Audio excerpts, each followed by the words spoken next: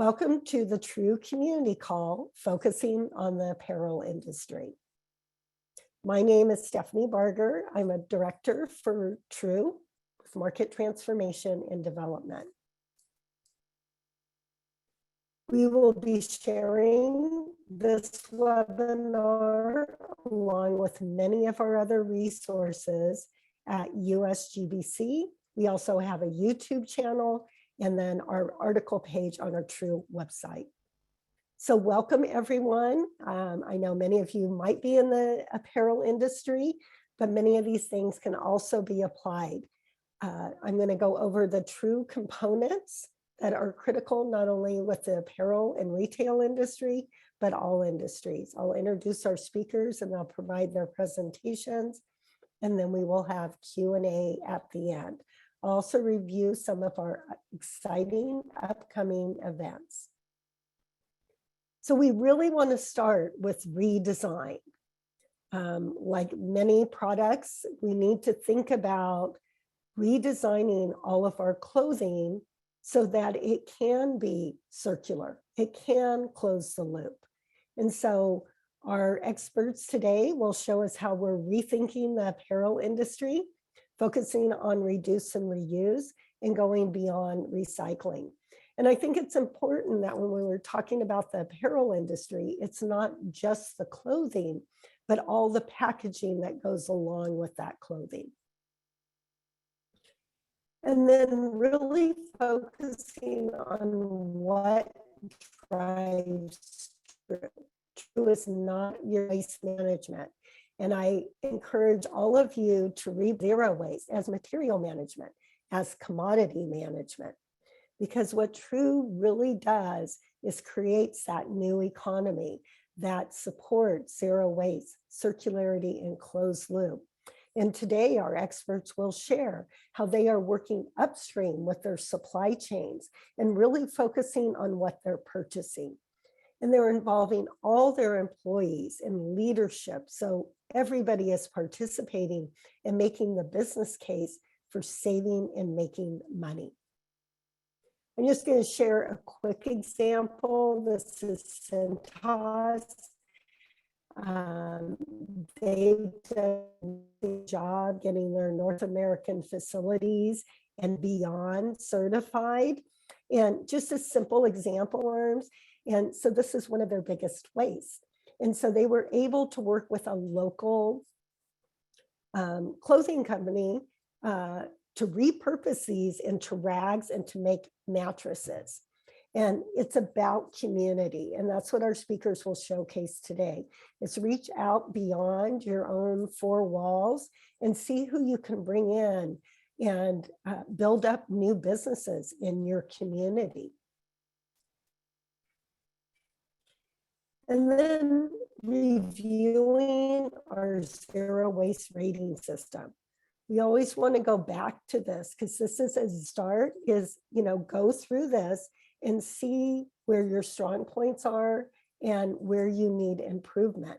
And then you can start applying these. And I always like to start with zero waste purchasing. It's much easier to dig through your purchasing agreements than to dig through dumpsters. But really, if you start here with everything that's coming in your doors and making sure it's reusable, it's repairable, it's returnable, that will really help you. I just wanted to share a few resources. Upstream, there's a great organization called fibershed.org, which is really looking to source the actual material regionally so that you're not shipping these fabrics all over the place. So I thought that was a very innovative program that is out there and really closing the loop. There's companies like Patagonia and others that will take back their clothing and recycle it into new clothing. And then donate good goods. It's always great to donate, but don't wait till they're falling apart. Value all of our materials and value your clothing. Goodwill and Salvation Army, they don't want your trash. They want something that they can sell because they use this to raise money, to train people, to help fight disasters. So really value that. And then leaders like Eileen Fisher and Rothy, who are designing for zero waste and taking back their clothing and making it into new clothing. And of course, buying trends. I think most of us are very familiar with all the thrift stores that are out there, and people have made big, huge international businesses out of secondhand clothing. And swapping, have your girlfriends over or all your friends over and just swap clothes that you're tired of. And then renting, I think it's really great for those that don't have a big income. They can rent a wedding dress, they can rent a prom dress. It's really exciting. And then the United Nations even has an amazing program called Act Now, which is their fashion challenge. So with that, I'd like to introduce our speakers. First up, we have Kayla Martins from the Retail Industry Leaders Association, RILA, and we're very proud to have partnered with them over the last several years. Kayla is the Senior Manager of Environmental Programs. She maintains the programs for the Retail Compliance Center and RILA as a whole that focuses on helping retailers improve their performance through benchmarking, educational resources, and program management tools. Kayla also leads the Zero Waste Network and Energy Management Networks, which both provide a forum for retail executives to hear from experts and engage peer-to-peer benchmarking on the implementation, management, and oversight of retail waste and energy programs. I also love that Kayla is a lead AP, which is, and then following Kayla, we will have Susan Long. She's a Sustainability Initiative Manager, I think at one of our favorite stores, which is REI. And she supports life outdoors for members of ensuring REI operations create a positive impact on the communities in which REI operates and recreates. Her work focuses on zero waste, energy efficiency and renewables, sustainable building practices, and stakeholder engagement. Also, Sue is a real leader with True. She has led the charge for all of REI's distribution centers to be certified, and she's working on their next rollout of initiatives, which she will share with you. So with that, I would like to bring up Kayla Martins from RILA to share her presentation. Hello, everyone. Good afternoon or good morning, depending on where you are. Give me a moment here to share my slides and I'll get started.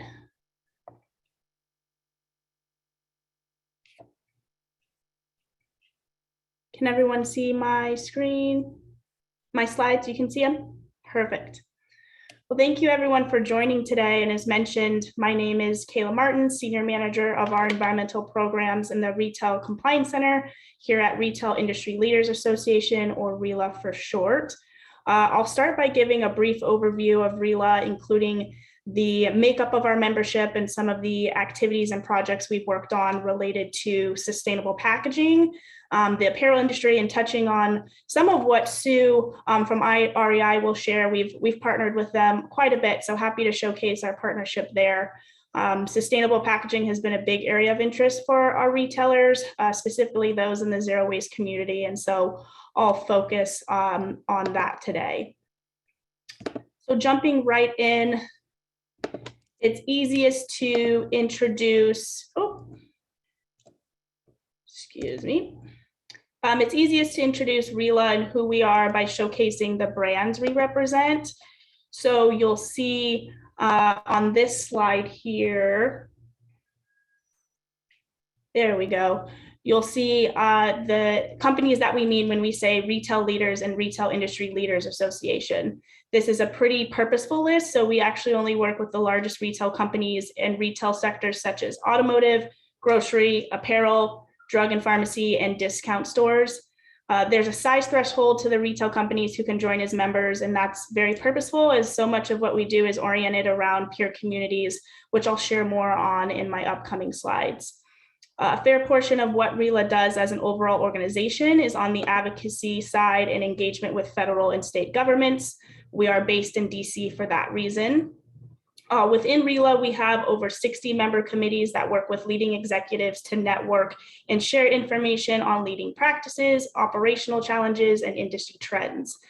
These committees cover areas such as asset protection, public policy, supply chain, legal affairs and compliance, and sustainability and environment. What's unique about our structure at RILA and different from a lot of trade associations is we have peer groups that aren't always oriented around policy and focus on peer-to-peer benchmarking, resource development, and the operational side of compliance regulatory considerations our members are dealing with. I'll do a deeper dive on our sustainability communities and the resources that come from those groups, but wanted to highlight some of the leaders and innovators working on sustainable packaging and in waste. This slide is not exhaustive, but gives you a snapshot of those who are leading in this space and what are some of the trends we are seeing as far as sustainable packaging goals.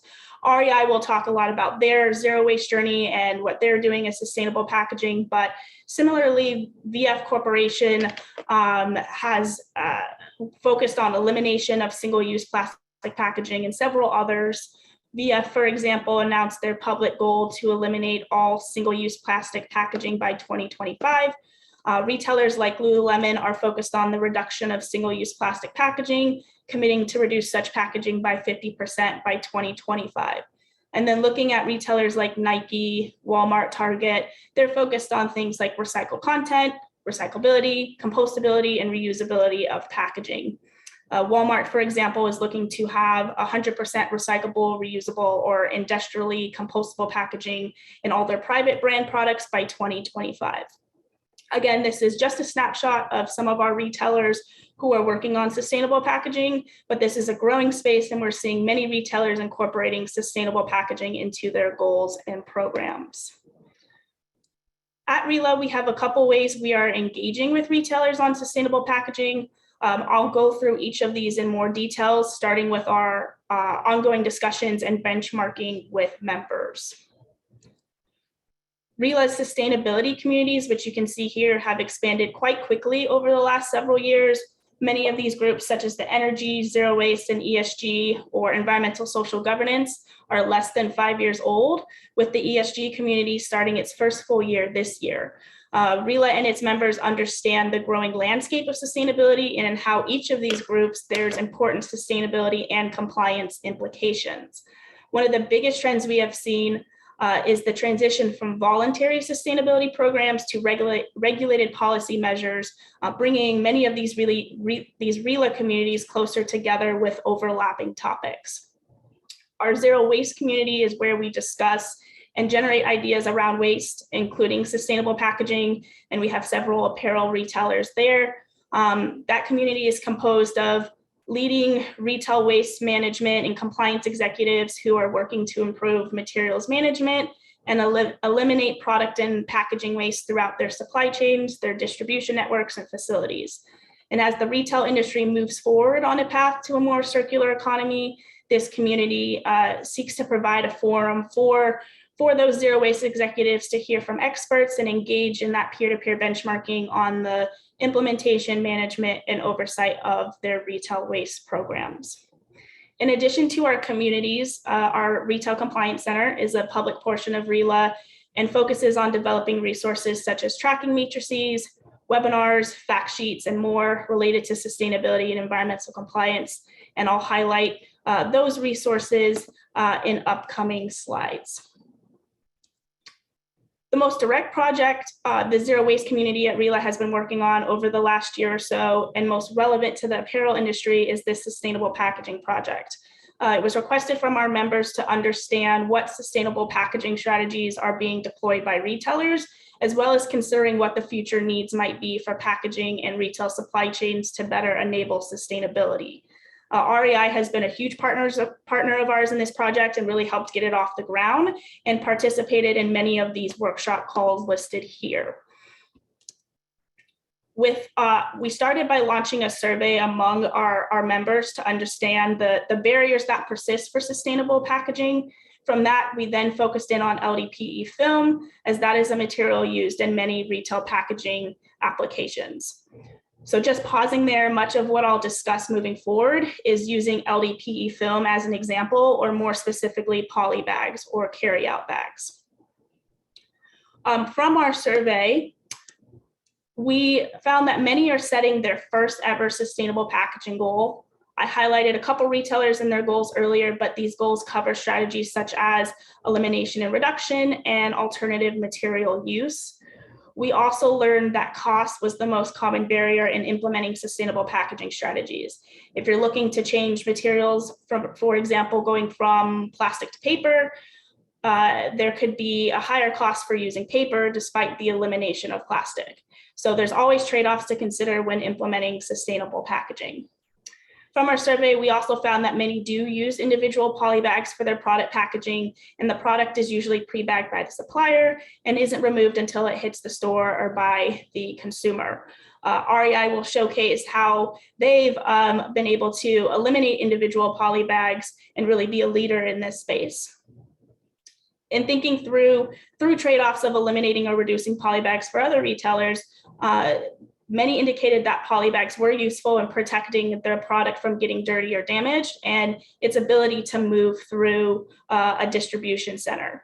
So these survey results showcase that there are many retailers at the beginning of their sustainable packaging journeys, but also there's key changes and trade-offs that need to be considered in incorporating these strategies. From this survey, we hosted a series of calls for retailers and organizations to share best practices and lessons learned on topics like elimination and reduction, alternative materials and reuse options, end-of-life considerations, and the distribution center of the future and what needs to be accommodated for sustainable packaging solutions to occur. In most of the calls, we actually co-hosted with an organization called Chainalytics, who are supply chain matter experts as well as packaging experts. So we really valued having them bring that perspective to the table. And as you can see, REI was a proud partner in many of these calls as well. We also invited external organizations like the Recycling Partnership, the Sustainable Packaging Coalition, and the Outdoor Industry Association to listen in hopes that they'd be inspired to take those learning from the calls and develop a pilot or program. We ourselves are in the works of developing 2 resources from this project, one being a pro-con resource for LDPE film summarizing the learnings from the calls and also developing helpful considerations for sustainable packaging strategies. We also plan to develop a resource on the distribution center of the future, summarizing the considerations needed for accommodating sustainable packaging solutions. We're hoping to release those later this year, and those will be public, so we'll be glad to share those with you. I've listed here some of the common sustainable packaging strategies retailers have thought through or tested through and were highlighted in our workshop calls. One common strategy is elimination or reduction, looking at options such as size optimization. One potential low-hanging fruit is right-sizing packaging. You'll see pictured in the photo on the top left, the product is significantly smaller than the packaging. So some retailers have found that by right-sizing that packaging, you can reduce the amount of packaging without compromising things such as the protective qualities of the product. Other considerations are material optimization. For some, it's easy to lightweight packaging or decrease the thickness of a packaging material, which of course uses less material. Others are going the route of reducing the virgin material within packaging and using recycled content. As I mentioned with retailers like VF and as REI will showcase, some are moving full speed ahead with fully eliminating single-use packaging, so that's an option as well. You'll see in the picture in the bottom left, that is actually from REI, and as they'll showcase, they've been able to eliminate individual poly bags from their own apparel supply chain and have asked their vendor partners to follow suit. Within the industry, some retailers are looking at what other materials they could use for packaging instead of plastic or LDPE film. So using paper mailers or looking at biodegradable or compostable material as well. The last common strategy we're seeing from retail is reuse options. So like the photo in the middle right here, finding a material that makes sense for reuse and setting up a collection process. This one takes a huge amount of engagement with the consumer to make sure that the reusable material is collected back, but also it's important with the reusable material. It's also important that the reusable material sustains a long enough life to offset some of the costs that come with collection or the material itself. I could spend a whole call talking just about trade-offs, but overall, we at RILA are looking forward to seeing more retailers lead and innovate in this space and share with their peers the best practices and help those with sustainable packaging goals move forward in achieving them. With the time I have left, I want to call to attention the additional resources we have at RILA related to sustainable packaging and waste. RILA recently released Retail Climate Priorities. The hope in these priorities was to build upon the voluntary emission reduction efforts underway in the retail industry by identifying opportunities to support public policies that achieve vital environmental outcomes while minimizing any unintended consequences to the environment, consumers, and certain industries. While not directly calling out sustainable packaging, one of the areas we cover here is waste, which touches on the climate impact of materials production and waste management. As I mentioned earlier, we provide most of our resources through the Retail Compliance Center. We've hosted several webinars open to the public, but with a retail focus on packaging. You'll see we've discussed reusable packaging, upstream innovation with many of our members and organizations like the Ellen MacArthur Foundation and Closed Loop Partners. We also have several tracking matrices. So we track items like bottle deposit legislation, EPR bills, consumer bag legislation, and more. Again, those are open to the public if you are interested. This is not an exhaustive list of our resources, and I encourage you to visit our website, especially if you're looking for resources related to organics or other waste-related topics. We do have a few new resources we're excited to release this year and that are on the horizon. The bottom two are an extension to the Sustainable Packaging Project I highlighted, but we are also in partnership with FMI, or the Food Industry Association, creating a sustainable packaging clearinghouse. This is intended to be a one-stop shop for all the great packaging guidance and resources that exist between our organizations, as well as others, and also a place for legislation tracking. So all three of these resources will be public, so happy to share with Stephanie to share out with this group when available. And with that, I know I'm out of time, but thank you all. I know I've covered a lot in a short amount of time, but look forward to any questions you may have. You'll see I've linked the RCC homepage if you're interested in viewing some of our resources. So thank you.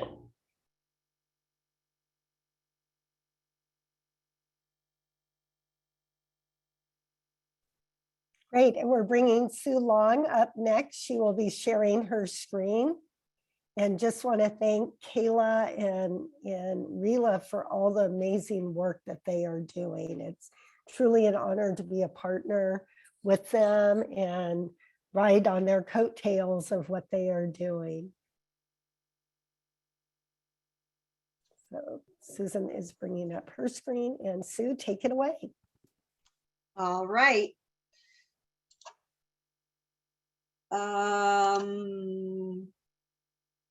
Can everyone see? Yes, we can see it. Perfect. Thank you. Well, thank you, Stephanie and Kayla. Kayla, it was a great presentation, and there is so much value to being a member of RILA. And we've really been able to drive a lot of progress with working with our peers in the retail and apparel industry.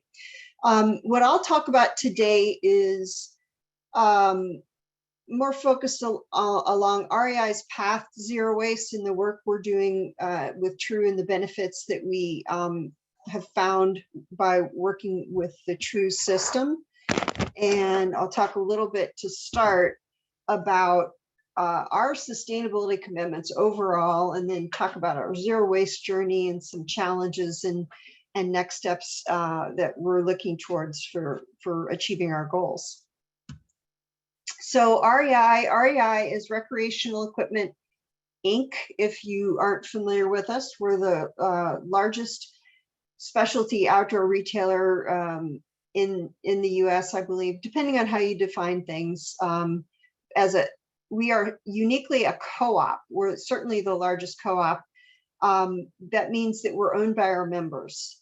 And we were founded by a small group of members in 1938 who were looking for better equipment and better pricing and availability of equipment, banded together, formed a co-op, and started buying outdoor gear. So today, we've grown to 20 million members and counting, and there's 168 stores in 41 states. So we're very excited about our growth and bringing the co-op experience to more folks across the US. We also have a fairly extensive arm called Experiences, which is our travel, education. We have a number of experience centers out in the field now. That group provides all of that experience in addition to our stores where we have our wonderful gear. And I'll talk about this a little bit at the end also, but if most of you may be familiar with the REI used gear garage sales, and we now have online and member trade-in options on that platform as well. But that's been a long tradition at REI and a great way to keep waste out of landfill. Also, we have in recent years launched a pretty extensive media presence through our Uncommon Path division. Lots of both video publication. We had a print magazine for a while, and there's just all sorts of wonderful content that we're developing and spreading through our Uncommon Path arm. And then finally, we on our website provide extensive expert advice, gear advice, repair advice, care. So there's a lot of resources for folks around keeping their gear useful and out of landfill. So our commitments, our broader commitments, we have climate and zero waste commitments. We've committed as a co-op to reduce our emissions by 55% by 2030 for our entire enterprise. Nothing is out. And we are achieving carbon neutrality specifically on all our own operations now, because we feel like it's important to start taking action while we work on that overall reduction. So since 2020, we've offset all of our own brand and operation emissions. We've joined Climate Neutral, along with a number of our peers in the industry, to just create an accountability platform and a place where we can track our progress along with others on greenhouse gas reporting and carbon. We've also got an extensive climate policy platform. We're working to drive environmental solutions to climate change and protect our public lands. And we're also contributing to the Trillion Tree Initiative. Most pertinent, though, to this conversation is we are committed to becoming a zero waste organization by 2024. We've made a lot of progress to date, but we're working on closing the final gaps by 2024 across our retail stores, our 168 retail stores. So specific to the zero waste journey, back in 2016, we identified TRUE as a really good framework to work with on our zero waste journey. Following all the guidelines and the thinking that they help you with, we identified a really key opportunity for us, and that was plastic film, specifically the individual poly bags that every single apparel item come wrapped in. We had, in fact, eliminated that completely from our REI branded products a number of years prior to that, and had great success with that. And when we really looked at our operations, we saw that that remaining film was one of our biggest waste streams and really needed to be addressed. So we started to work both within our own operations and then also with our suppliers or the other brands that we carry on what can we do about this. The first success was we were able to pilot and then set up a recycling system within our own operations. We collect film at our stores, are able to send it back to our DCs where it is baled and recycled as a commodity. And that's been extremely successful and removed the film from, the store waste streams and the DC waste streams. In 2019, with that program running and all the great work that our Sumner DC has done, we were able to certify our first DC as a true zero waste at the platinum level. That was a really exciting learning just to get our feet wet with certification. And at the same time, we were rolling out that whole plastic recycling across all of our stores. So all 168 stores are now recycling the film that we have. And we followed on with certifying our other two DCs as zero waste under the TRUE system as well. And we are in the process of having 2 retail stores evaluated right now. They've been submitted and they're being evaluated. So we're really excited to experience how certification works with a retail store, which is a fairly different environment than a DC. And then, as I said, with all of this work, that will lead us to the 90% diversion across all of our operations in 2024.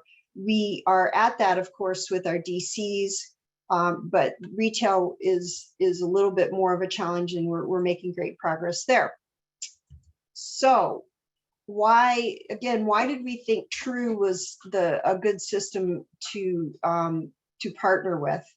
Well, first of all, obviously with the zero waste work, it's useful to have a third party help kind of create that accountability, much like climate neutral. We find working with TRUE really helps us to have that accountability and consistency in how we measure and report things. And there's very clear certification requirements and process and a lot of wonderful tools that TRUE can provide to you on your journey. We also felt that the ability to have a portfolio process for us as a multi-unit retailer, it's really important that we work with systems that are amenable to multi-unit certification. And TRUE, being a part of the USGBC now, is in the same organization that has a lot of experience with that, with the Lead for Retail that they developed a number of years ago. So we're excited to work on that process as TRUE develops that as well. And we, internally find that the TRUE performance level certifications of silver, gold, platinum also kind of help create friendly rivalry between the sites. The DCs are always interested in how they're performing relative to their peers, and I'm sure the stores will be the same. So that's all great reasons why TRUE is a great partner in our journey. So REI, how we approach certification at a particular site, it's really important when you're considering certification to form a project team with folks at the site to capture all of the material streams and really understand what's going on at the site, identify the key challenges, identify what are the major materials that we have to find a solution for. And for us, what jumped to the top in both DCs and stores is plastic film. And there's, just from a tactical standpoint, a lot of data sources that you should consider. Any waste services management that you have, logistics data for backhaul or movement of materials, And then, of course, at a store, in particular, sales data for our used product is really important to understand what's going on with materials. And then we at the headquarters coordinate and kind of help keep things moving by project managing from HQ. So we talked about plastic film being identified as a major material opportunity. Again, we eliminated plastic film knowing that we didn't want that on our apparel years ago, but it continued to come in with everything else that we carry. So we decided to attack this problem at both ends of the pipe. We knew that we felt we could develop a recycling solution, but it was much more important that if the plastic isn't needed, let's get rid of it. We started by sharing that success in eliminating the polybags with our peers. We shared this method that we use now to roll and fold our apparel to keep it neat during shipping. And as Kayla mentioned, we did a lot of work through RILA to share this with our peers in retail and try to convince people that they can get rid of polybags as well. And most importantly, as of this year, we've started charging a small fee for our suppliers who are still using polybags, and that'll be used to support the other end, the recycling, because it costs money to backhaul the film from the stores, and encourages brands to really go after elimination of polybags. This is a little old, this figure. Actually, since starting the recycling program, we've recycled over 800,000 pounds, and that was a year and a half of the program in operation. So there's a lot of plastic still out there, and what we're really hoping is that we will recycle less and less plastic because we're eliminating it at the incoming point. Beyond film, in terms of zero waste, a really important activity for REI has been garage sales, as I mentioned. Garage sales have allowed us to keep millions of items out of landfill over the years. Just a tremendous amount of materials found extended life through our garage sales. That was in person for many years, and we are now, we've developed our online platform for used gear sales and we just recently rebranded it as Resupply, and members can purchase used gear online now as well. But most importantly and most exciting is we've just launched the ability of members to trade in older gear. So the used platform was generally returns and things that were slightly used, and now we've enabled members to trade in used gear that REI has sold in the past that's still in good shape, but not returnable because it's been used, keeping more items out of landfill. So that's been really exciting to see that launch. And of course, most importantly, we also provide advice on care and repair on the site to allow people to just keep their gear in use for as long as possible, because all of these things are really what need to be done to close the loop and work towards zero waste. So in terms of our work with True, some key learnings about getting certified and the process.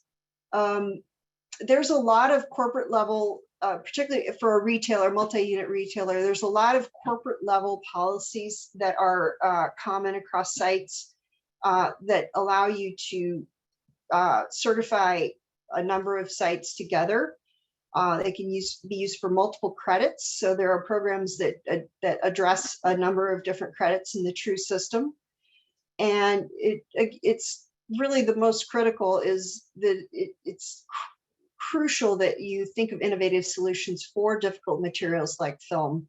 And again, apparel and gear are very difficult to recycle. So we're very excited that we have our garage sale process, which really helps reduce waste there. As I mentioned, formal certification is a great source of pride and drives engagement. And just as you look at your business, really think about new business models, that will drive zero waste and drive towards closed loop, like used gear sales, gear trade-in, and so forth. So with that, I think it's time to go to questions.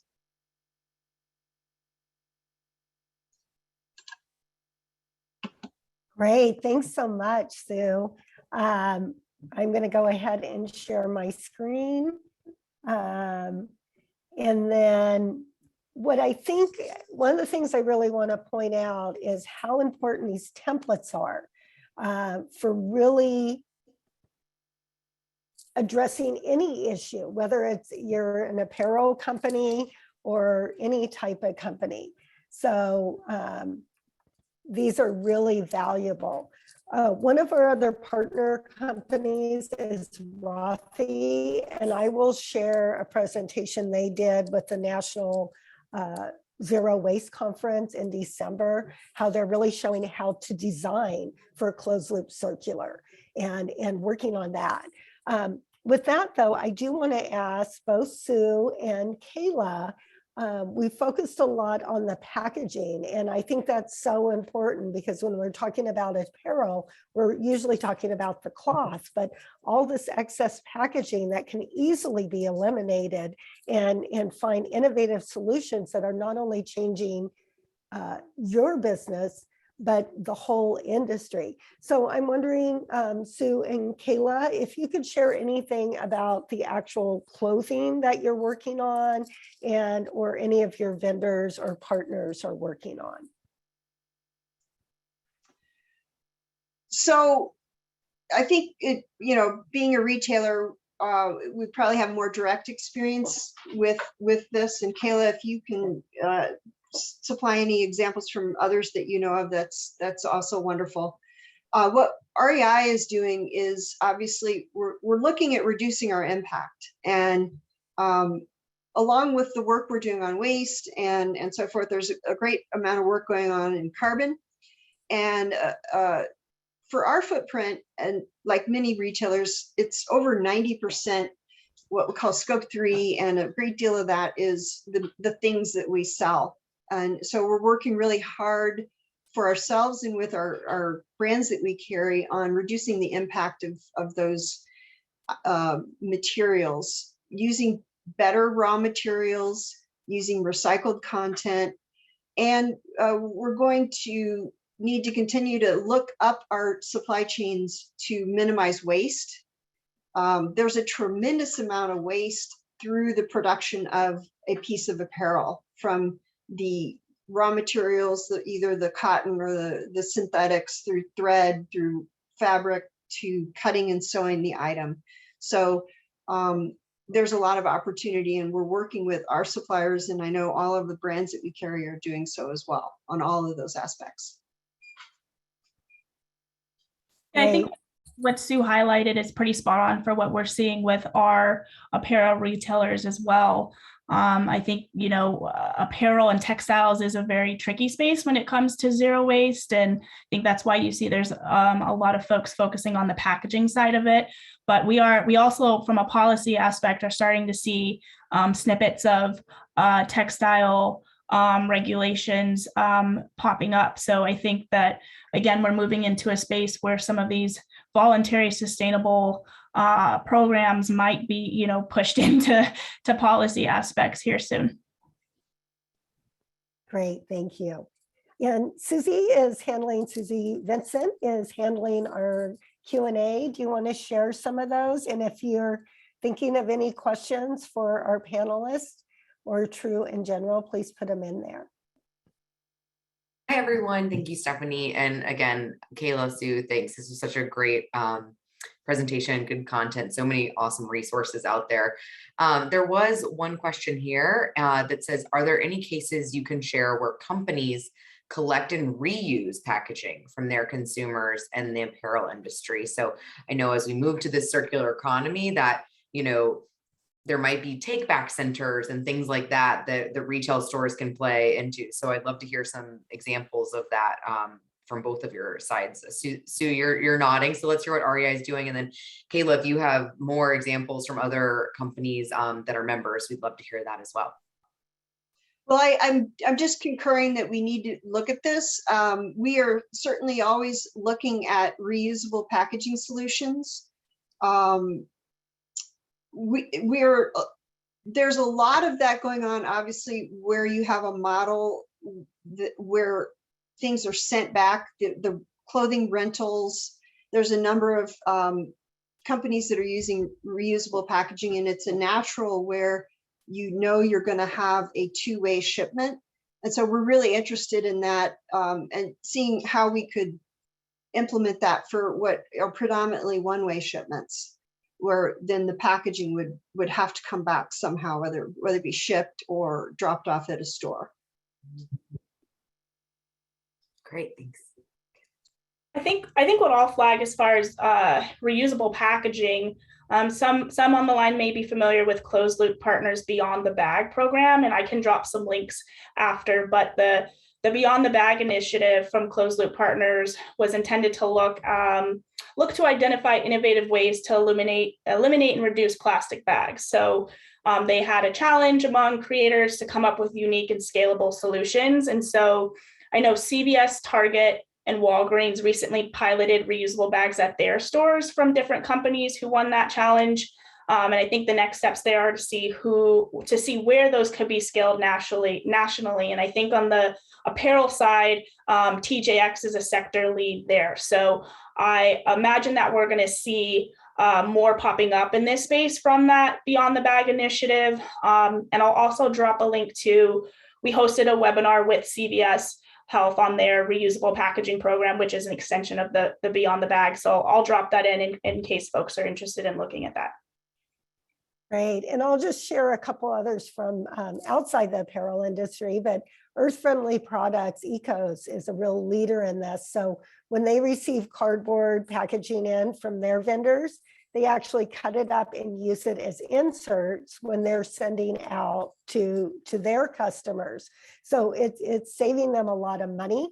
They don't have to buy as much cardboard. And then just a really simple action, Whole Foods, they're usually located in shopping centers. So their bubble wrap and their packing peanuts that would come in, they just take it over to the UPS store, and the UPS store loved them because they were getting all these free packing materials. So, even those little actions help a lot.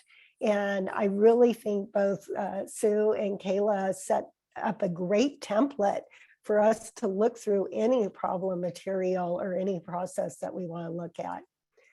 Susie, you want to provide us with the next one? Yeah. We definitely have two more, if not more than that. So keep them coming. The next two are kind of different, but they both are related to Scope 3 greenhouse gas emissions. So I think one from Stuart says, are your organizations looking to internal reuse as a way to reduce Scope 3 GHG?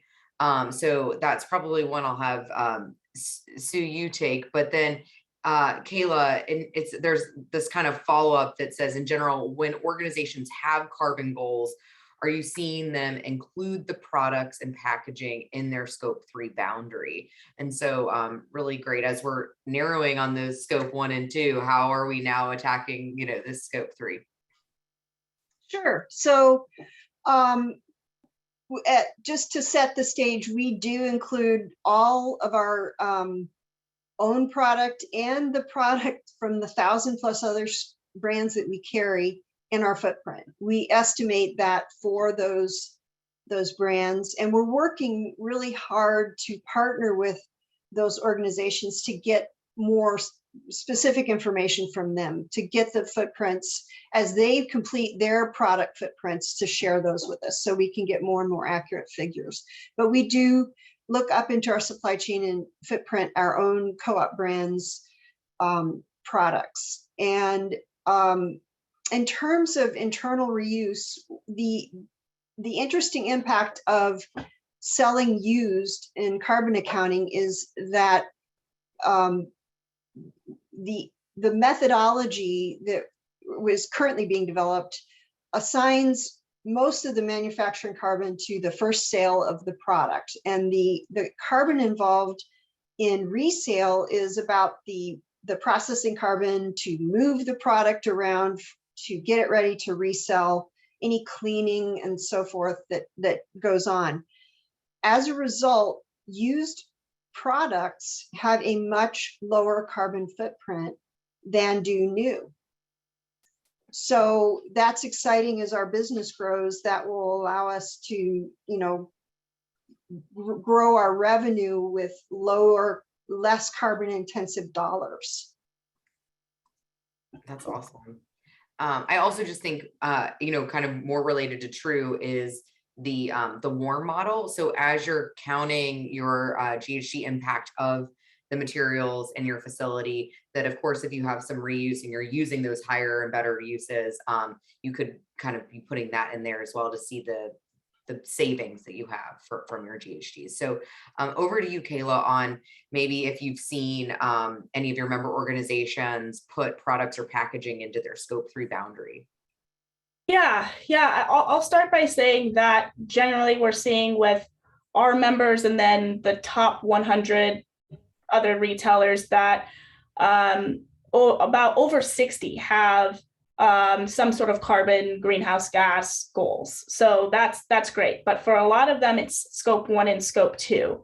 And so there's a lot of work and research that needs to be done in order to set a scope 3 boundary. As I think Sue knows, you know, in order to incorporate products and packaging, there's got to be some more supply chain transparency and data available and able to just achieve those goals. So I think we're going to see that come down the line, but there's still many organizations who are just setting new scope 1 and scope 2 goals, and scope 3 is a tough one. So I think more to come on that space on scope 3 overall. That's great. Thanks, Kayla. And it's always good to acknowledge those challenges that exist in our field. And I'm sure we have some innovators on the line. So we'll welcome any solutions for that. The last question is actually from me, if you don't mind. And that is, you know, True, we talk about this some when it comes to like food scraps, but I think donation is just one of these really wonderful opportunities we have for, you know, not just keeping waste out of landfills and incinerators, but also for helping our communities and doing that social impact. So, so you mentioned about the garage sales, and I'm just curious what I'd love to have a good feeling about what you're doing, you know, as well, because I'm sure there's some donation there that's happening through your company. Yes, but the surprising thing is how effective garage sales have always been. We do not end up with a lot of unsellable waste at the end of the day. We sell through most of our product, but for things that cannot be sold, we do seek solutions like donation where appropriate or recycling. One area that is specifically that's really effective is where we can't sell something like a broken bike rack or car top box. There are companies that we can sell or sell at pennies on the dollar or donate to, who will then use those for parts and repair other equipment. So there are solutions. Sometimes you have to look for them. But the really exciting thing is our garage sales are very, very efficient at keeping gear in use. Awesome. And so we have one more question that came in for you while you were answering that one. Sorry to put you on the spot, but I think so. We have a attendee that's interested in the boundaries of your goals for your zero waste goal for 2024. You know, does this include, you know, owned facilities only? Does it also include like those REI experiences, supplier waste? So what are your boundaries there? I know what you're doing is amazing, but sounds like you want to know more. Yeah, so to give a short answer, both carbon and zero waste, we use operational control. So while we don't own all our stores, you know, carbon and waste, we would include those in that goal. We don't admittedly have a zero waste goal yet up to our third-party suppliers, but we work with them to minimize waste up the value chain. And that's the next place we need to go, because, you know, that will also reduce our carbon footprint of our product. As our factories become more efficient from both an energy and a waste perspective, that will cascade down from the thread maker to the fabric maker to the apparel maker to us to reduce carbon, and it'll reduce waste. But just technically, our carbon and our waste are what you might call operational control. Great. But that would include experience centers and so forth. Yeah, wonderful. Great. Well, Stephanie, I'll let you close this out, and thank you, everyone. Thank you, Susie. And I just want to thank Sue and Kayla and their organizations again for their leadership. We are a global organization, and I'm working with facilities around the world, as Sue was saying, with the supply chain that are working on it, and using you as an example. And just want to thank you again for your time and your expertise. They are very available. I encourage everybody to go to their websites. There's tons of information. And with that, I'll ask each of you just to give a closing statement or an inspiration to our audience, and any upcoming events or anything that you would like to share with that. Kayla, I'm going to put you on the spot first, and then we'll close out with Sue.